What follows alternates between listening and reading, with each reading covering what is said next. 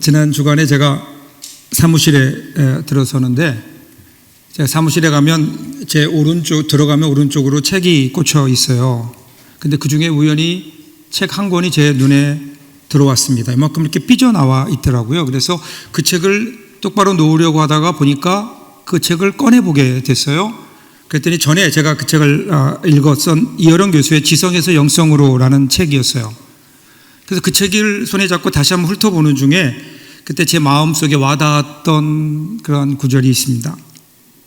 그 이어령 교수가 여러분 아는 대로 2007년 7월 24일에 세례를 받고 그리고 교회를 다니게 됐죠.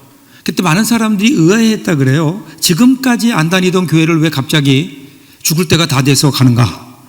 의아해하면서 또 한편에서는 또 비아냥거리기까지 했답니다. 그때 이어령 교수가 그 사람들과 했던 대화를 그대로 거기에 적어놓고 있어요. 너희들은 배가 고프면 어디에 가지? 식당에 가지. 뭔가 알고 싶을 때는 그러면 도서관에 가서 책을 보면 되지. 심심하면 어떻게 하니? 극장에 가서 영화 보면 돼. 몸이 아프면 어떻게 해요? 병원에 가죠. 그런데 먹어도 배고프고 마셔도 갈증나고 놀아도 심심하고 배워도 답답할 땐 어떻게 하니? 그래서 사람들이 묻더래. 그게 뭐네? 그게 뭔데?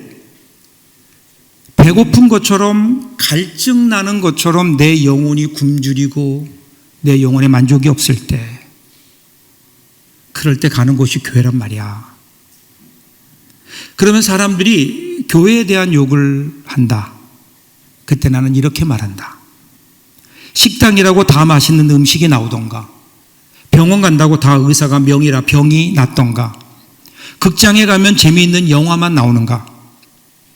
그래도 배고프면 식당 가듯이 모든 교회가 다 탈속하고 영적인 것은 아니지만 역시 영혼이 메마른 사람들이 찾아갈 곳은 교회밖에 더 있겠는가. 부패한 교회가 있다고 해서 교회를 가지 말라고 하는 것은 병원의 의사가 오진해서 사람을 죽였으니 병이 나도 병원에 가지 말라는 말과 같은 거지. 이 구절을 읽으면서 참 눈물 나도록 가슴이 아팠어요. 오늘날 교회가 어떻게 이렇게 되었을까? 많은 사람들이 교회의 변질과 잘못된 모습을 보면서 실망하고 있죠. 그럼에도 불구하고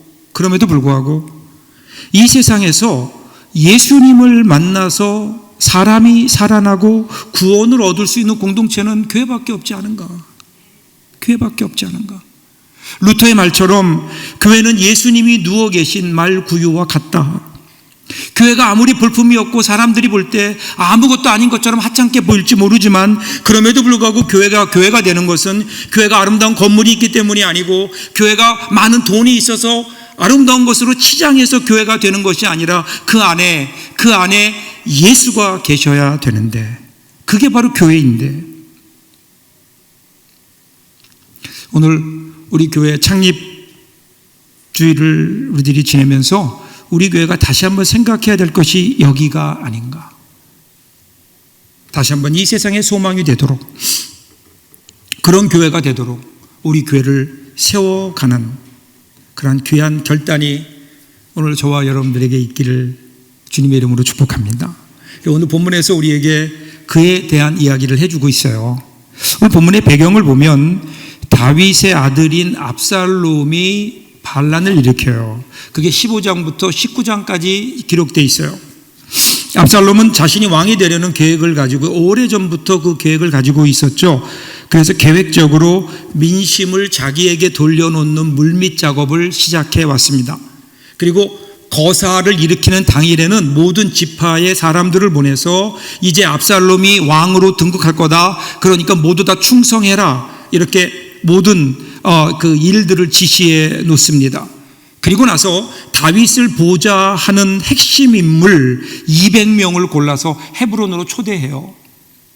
그들은 뭣도 모르고 압살롬이 다음에 뒤를 이어서 왕이 될 것처럼 보이니까 이제 이 사람들이 그 200명의 핵심 인물들이 다 헤브론으로 모인 거예요. 그렇다 꼼짝없이 거기에 볼모로 남아 있게 됩니다.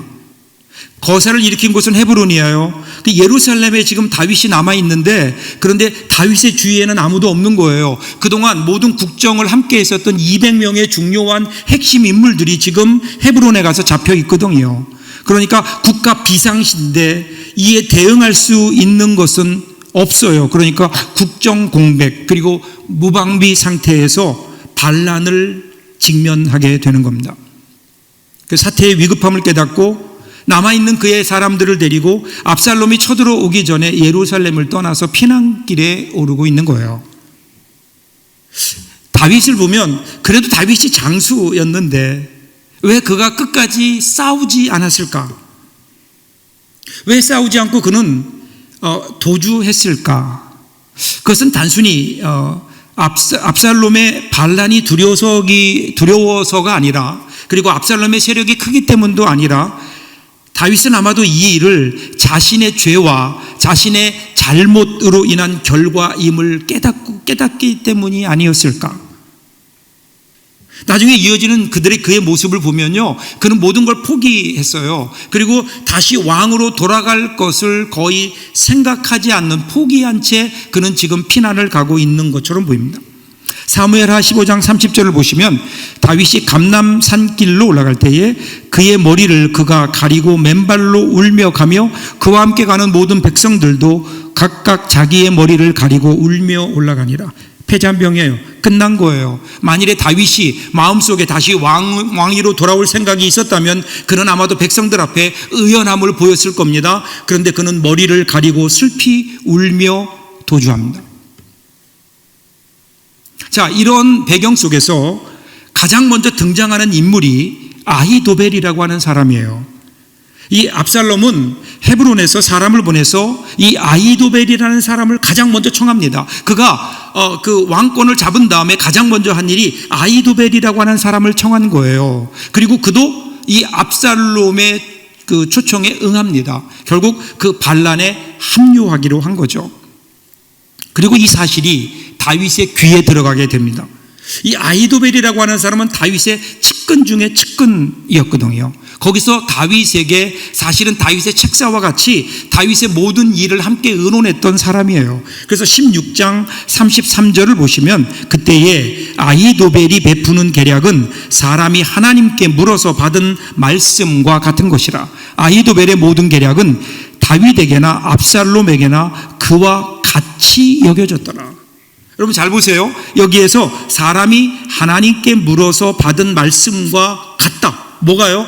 아히도벨의 생각이, 아히도벨의 여러 가지 계책들이 같다라는 거, 이것과 하나님께 물어서 받은 말씀과 같다. 이것은 여러분 대제사장이 나라의 어떤 중대한 일을 결정할 때 하나님 앞에 나갑니다. 그래서 우림과 둠밈이라는 것을 가지고 하나님께 판결받아요. 하나님의 뜻을 물어요. 그래서 하나님의 뜻이 어디 있는가를 알거든요.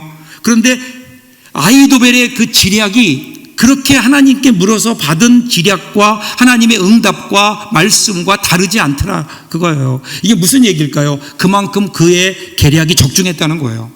그가 어떤 계략을 내면 항상 그 계략이 결과가 좋았다라는 거예요. 그동안 다윗은 이러한 아히도벨이라는 책략가를 옆에 두고 있었으니까 얼마나 든든했을까요?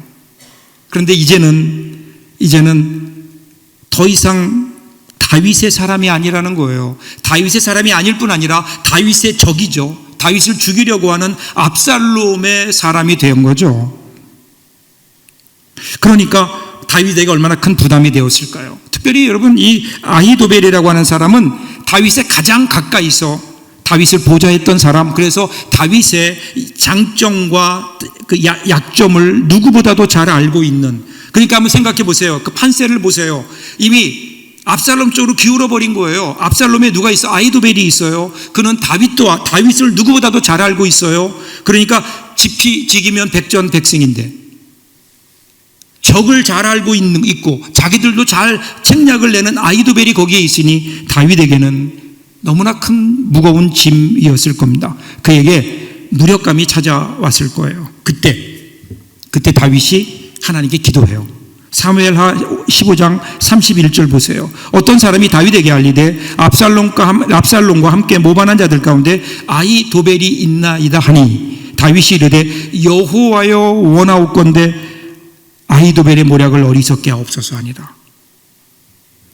다윗이 그 전에 밧세바 사건 이후에 다윗이 기도했던 모습이 별로 보이지 않아요. 그런데 다윗이 드디어 여기에서 기도하는 거예요. 그리고 이 기도가 끝나자마자 정말 마치 기도에 대한 응답처럼 후세라고 하는 사람이 짠 하고 등장합니다.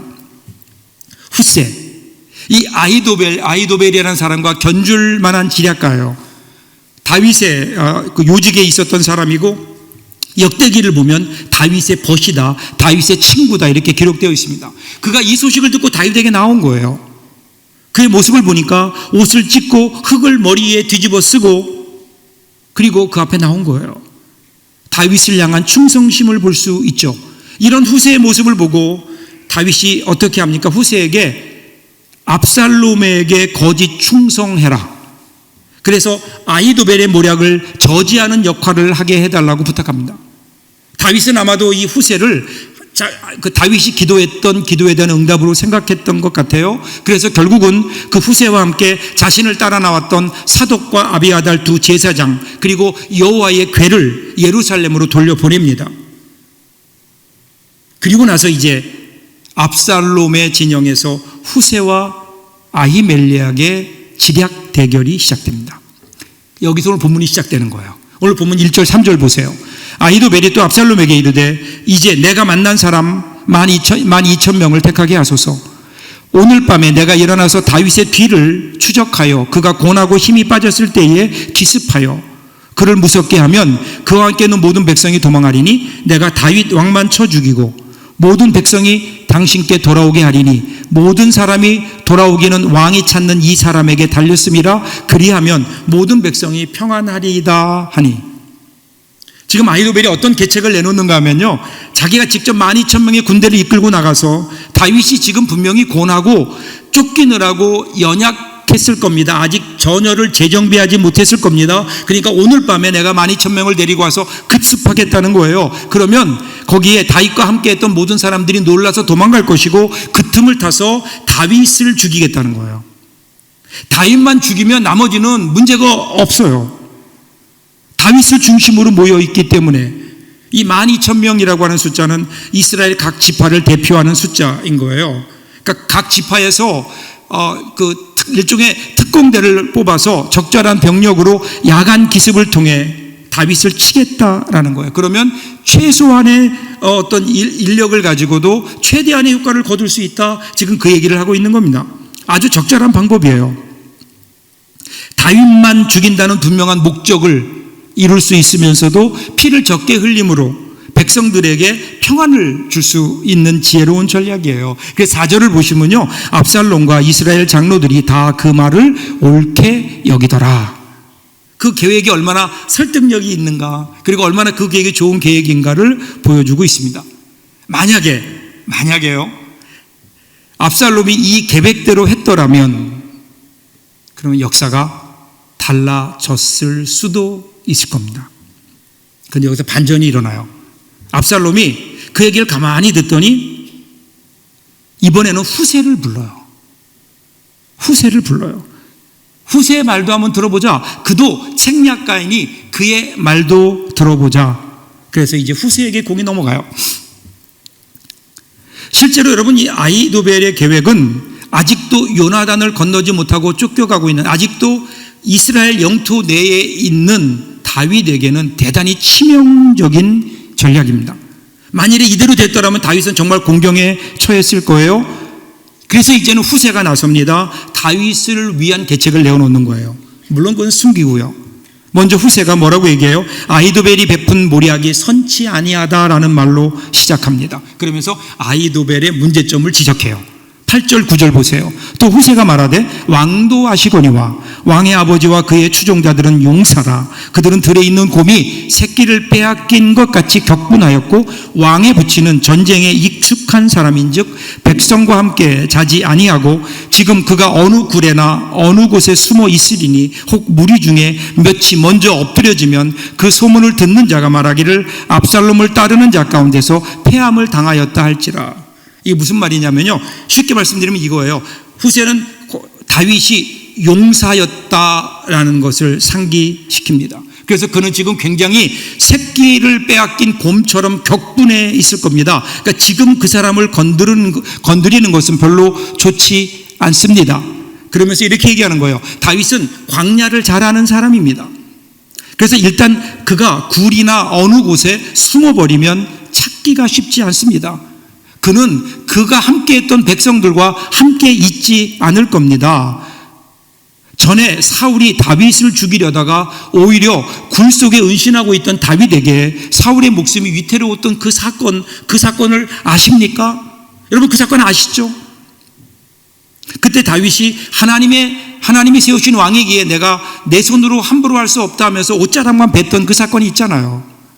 그 사건을 상기시키면서 만일에 또 그러기에 다윗을 잡는 것은 쉽지 않은 일입니다. 또 하나, 아히도벨이 이끈 그 압살롬의 군대가 갔을 때에 다윗의 신복들이 매복해 있다가 혹시라도 패하게 되면 사기가 떨어지고 민심이 흔들릴 수 있기 때문에 이것은 좋은 계책이 아닙니다. 이렇게 지적하는 거예요. 그리고 나서 후세는 이제 자기의 계획을 얘기합니다. 11절 12절이에요. 나는 이렇게 계략을 세웠나이다.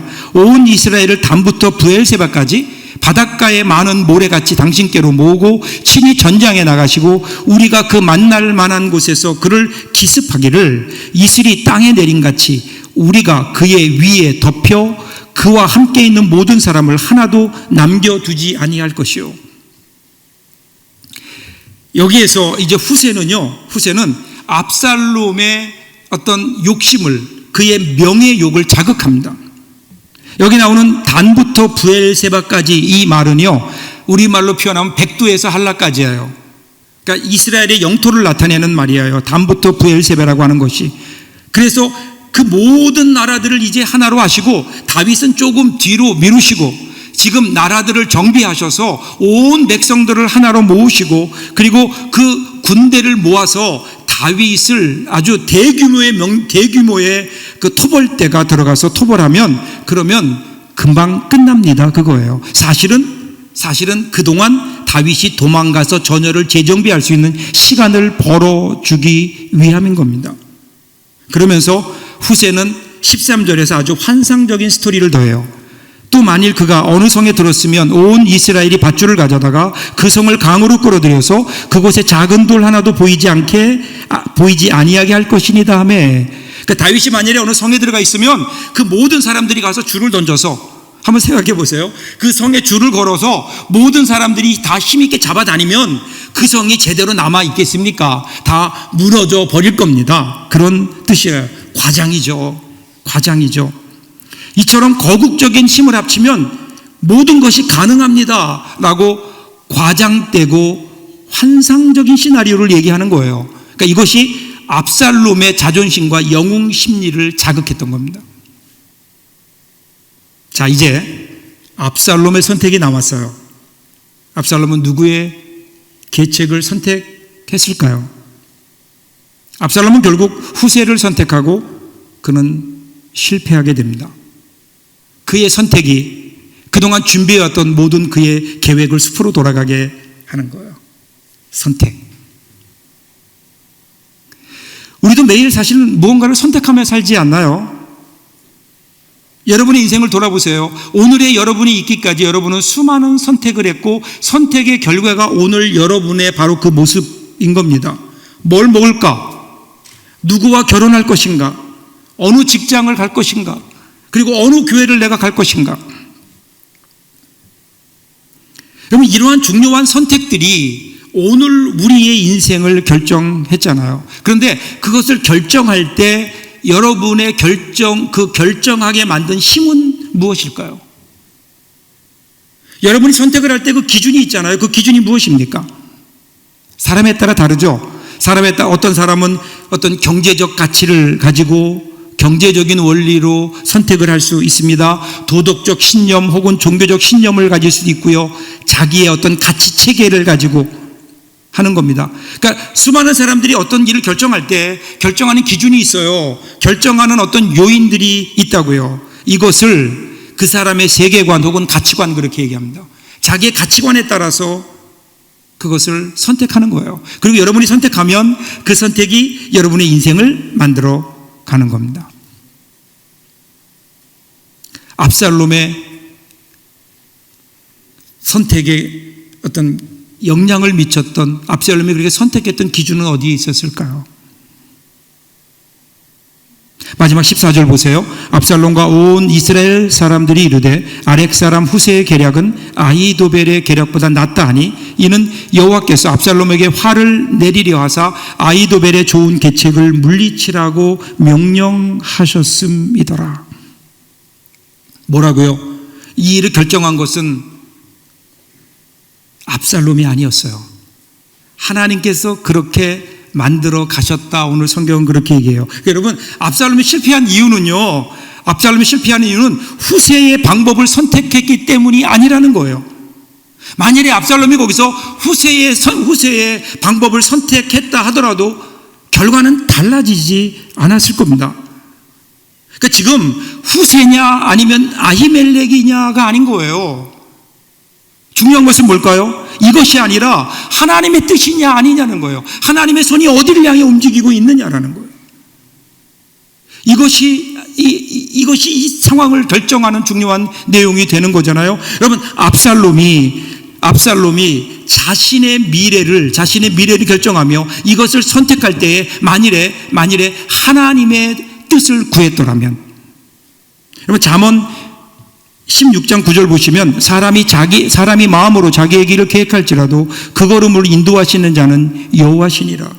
이것을 알았더라면, 이 하나님이 지금도 자기를 인도하고 인류의 어떤 역사를, 우리의 역사를 주관하시는 하나님이심을 우리가 고백하고 알았더라면, 그래서 그 하나님 앞에 엎드려 하나님의 뜻이 어디 있습니까? 라고 물을 수 있었다면, 여러분 그의 운명은 달라지지 않았을까요? 만일에 하나님이 그랬더라면, 하나님의 뜻을 알았더라면, 여러분 압살롬은 어쩌면 자기가 했던 그 일을 돌이키지 않았을까요? 그것을 알았더라면, 하나님의 뜻이 어디 있는지를 그가 알았더라면 다윗 앞에 무릎 꿇고 민족 앞에 무릎 꿇고 자기의 죄를 고하지 않았을까요? 오늘 우리는 어떻습니까? 오늘 우리가 뭔가를 결정할 때 오늘 우리가 생각하는 것은 과연 무엇입니까? 하나님의 계획입니까? 아니면 오늘 우리도 압살롬같이 후세냐 아니면 아히도벨이냐, 무엇이 더 옳은 일인가, 사람들의 지혜 속에서 우리의 미래를 거기에 걸고 있는 것은 아닙니까? 그때 하나님 우리에게 말씀하세요. 아니야, 너의 미래는 내가 주고 있어. 너의 미래는 내가 주고 있어. 내가 너를 향한 계획이 있어. 사랑하는 여러분, 우리를 향한 하나님의 계획은 뭘까요? 저는요, 우리를 향한 하나님의 계획을 가장 잘 표현해 주는 게 예레미야 29장 11절이라고 생각해요. 여호와의 말씀이니라 너희를 향한 나의 생각을 내가 아나니 평안이요 재앙이 아니니라. 너희에게 미래와 희망을 주는 것이니라. 여러분, 이 말씀을 쉽게 읽으면 이런 거예요. 야, 너희들을 향한 나의 생각과 계획이 있어 는 거예요. 우리를 향해서 하나님께서는 여러분들을 향한, 여러분들의 인생을 향한 분명한 계획과 생각들을 하나님이 가지고 계시다고요. 그런데 우리가 이것을 믿지 못하니까, 이것을 알지 못하니까, 여기에 관심 갖지 못하니까 우리가 공허한 삶을 사는 것은 아닐까요? 하나님이 우리를 창조하셨다면, 그리고 우리를 구원하셨다면, 우리를 사랑하신다면 그 하나님은 우리를 향하여 분명한 계획을 가지고 계시다고요. 이것을 발견하는 것, 그리고 그 빛 아래 산다면 오늘 우리의 삶은 분명히 달라질 겁니다.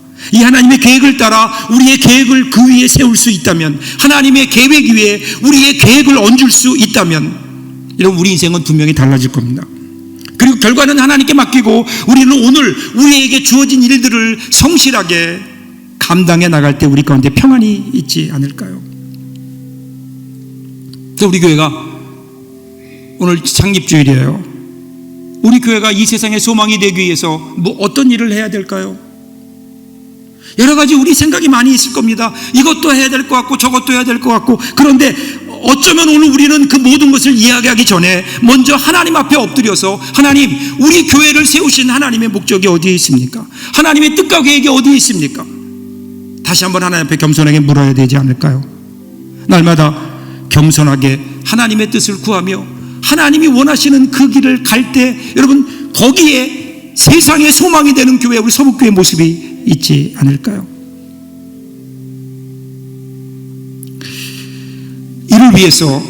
이를 위해서 오늘 우리가 하나님 앞에 고백해야 됩니다.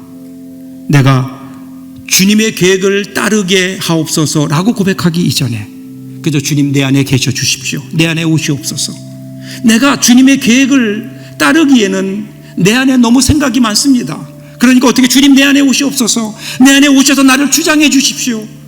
내가 더 이상 내 뜻 따라 살지 않고 하나님의 뜻에 따라 살도록 성령이여 오셔서 내 마음을 주장해 주옵소서. 그리고 우리 교회도 그런 교회가 되게 하옵소서. 그때 우리의 삶이 달라질 겁니다. 하나님의 뜻을 이루는 저, 그리고 여러분, 그리고 이 세상의 소망이 되는 우리 사랑하는 서북교회가 될 수 있기를 주님의 이름으로 축복합니다. 기도하겠습니다.